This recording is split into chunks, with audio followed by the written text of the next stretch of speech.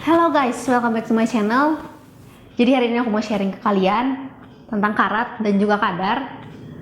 Mungkin beberapa di antara kalian ada yang bingung kenapa di satu toko lain pakainya karat, sedangkan di toko lainnya pakai yang kadar. Jadi daripada bingung, mendingan tonton video kali ini. Sebelum kita mulai, seperti biasanya, like dan subscribe channel aku ya. Oh ya, sama tonton video aku sampai akhir ya. Karena di setiap akhir video, aku selalu ngasihin tips-tips menarik untuk kalian.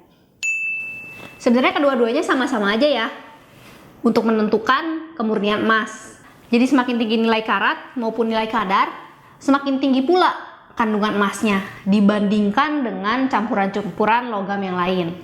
Biasanya pakai logam palladium, perak, tembaga, maupun kuningan. Nah, terus apa dong bedanya?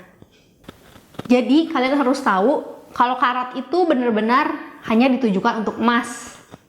Sedangkan kalau kadar itu dia sifatnya lebih universal.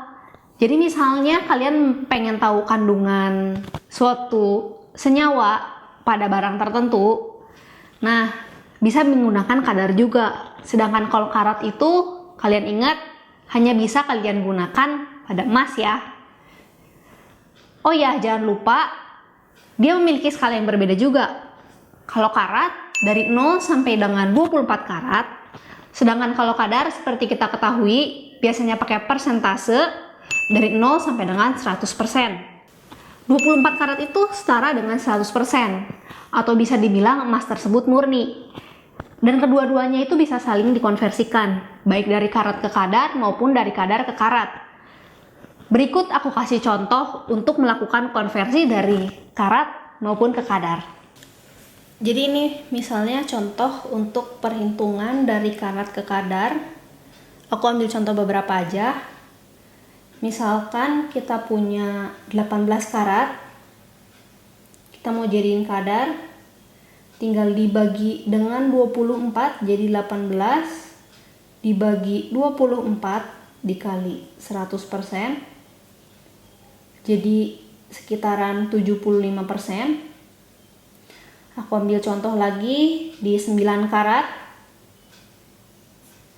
Misalnya kita punya 9 pengen dijadiin kadar, 9 dibagi 24 dikali 100%.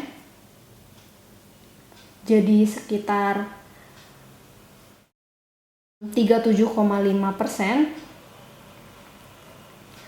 Lalu misalkan kita punya lagi 10 karat, tinggal 10 dibagi 24 dikali 100%, jadi kira-kira 41,67%.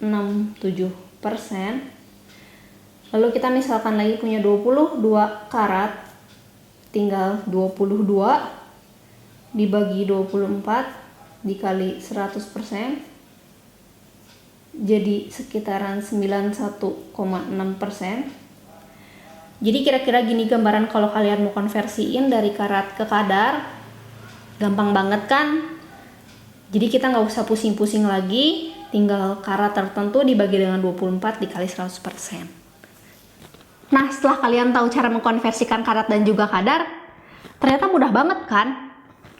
Tapi jangan takut, karena kebanyakan toko emas di Indonesia menggunakan kadar untuk menentukan kandungan emas yang mereka jual. Jadi kalian nggak usah terlalu pusing untuk mengkonversikan. Namun untuk kalian yang suka berbelanja online, aku udah nemuin beberapa, mereka itu menggunakan karat sebagai satuannya. Sehingga pengetahuan antara karat dan juga kadar perlu kalian tetap ketahui ya. Sebenarnya ada standar yang biasa banyak digunakan di Indonesia. Contohnya untuk karat, kebanyakan pakai 9 dan 18 karat. Sedangkan untuk kadarnya 30%, 375, 45, 70, 75, dan 85%. Tapi kalau misalnya kalian menemukan kadar-kadar atau karat yang lain, itu wajar-wajar aja ya. Di setiap perhiasan juga pasti ada tulisan karat maupun kadarnya ya. Seperti contohnya,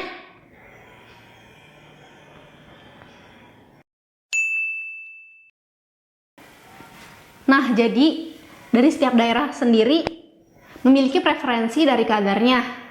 Mungkin ada beberapa adat mereka atau filosofi mereka yang membuat mereka itu menjadi prefer pada kadar tertentu. Seperti contohnya, di Pulau Jawa ini kadar tertinggi biasanya 75%. Namun di Kalimantan itu ada yang sampai dengan 85%. Bahkan mungkin di daerah-daerah lain memiliki ketentuan kadar yang berbeda juga ya. Jadi kalian jangan heran kalau misalnya suatu saat kalian membeli perhiasan di suatu daerah tertentu dan ternyata mereka nggak punya kadarnya. Mungkin memang di sana itu hanya memiliki kadar tersebut karena memang pasarnya mereka sendiri hanya kadar-kadar tertentu. Oh ya guys, kalian pernah nggak sih bingung pas datang ke toko emas, tiba-tiba ada pramuniaga antara emas-emas atau mbak-mbaknya gitu nanyain kalian gini, cari emas muda atau emas tua ya? Nah loh, seketika kalian pun bingung, sejak kapan emas punya umur ya? Nah, daripada kalian bingung kayak aku dulu juga dan gak jadi beli emas karena gak tahu mau beli umur berapa, jadi aku klarifikasi aja deh.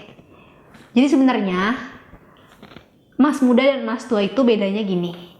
Kalau emas muda itu dia memiliki kadar yang rendah, sedangkan emas tua itu memiliki kadar yang kadar yang tinggi. Jadi kita pisahin, tadi yang aku sebutin 45% ke bawah, dia merupakan emas muda, dan yang 70% ke atas, dia termasuk ke dalam emas tua. Jadi emang bahasa ini tuh udah amat sangat umum untuk dibicarakan di toko-toko emas.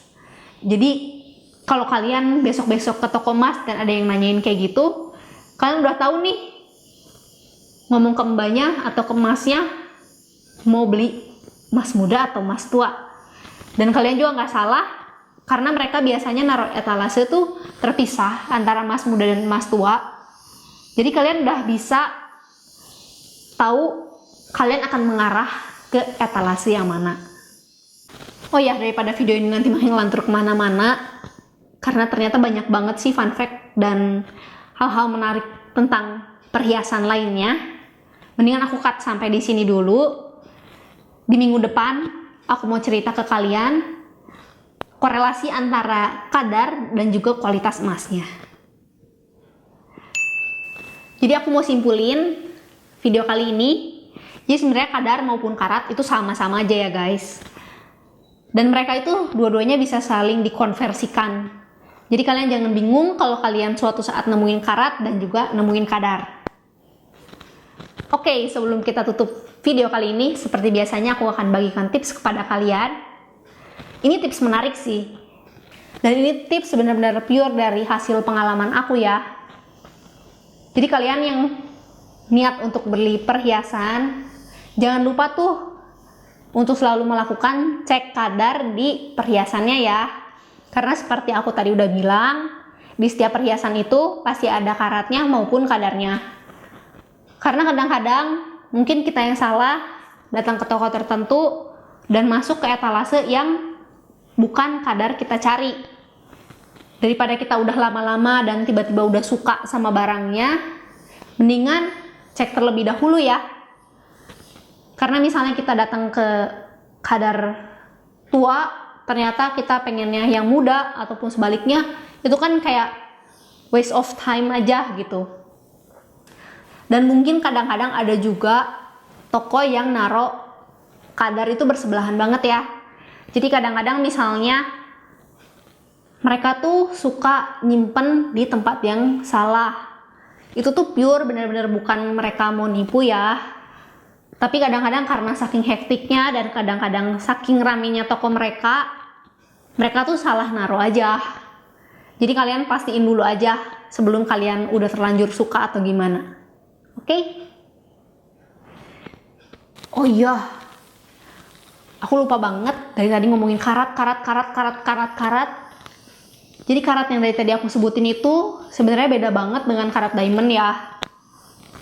Jadi memang karat diamond dan karat emas tuh mereka pronunciation-nya sama, cuman spellingnya aja yang beda. Jadi kalian jangan salah dan menganggap ini sama ya. Nanti mungkin di video-video selanjutnya aku akan cerita tentang karat diamond juga. Oke, kita tutup aja video kali ini. Seperti aku tadi udah bilang, di next video aku akan cerita tentang korelasi kadar dan juga kualitasnya. Jadi jangan lupa ditonton. Kita ketemu lagi di next video. Jangan lupa like dan subscribe aku ya. Bye-bye.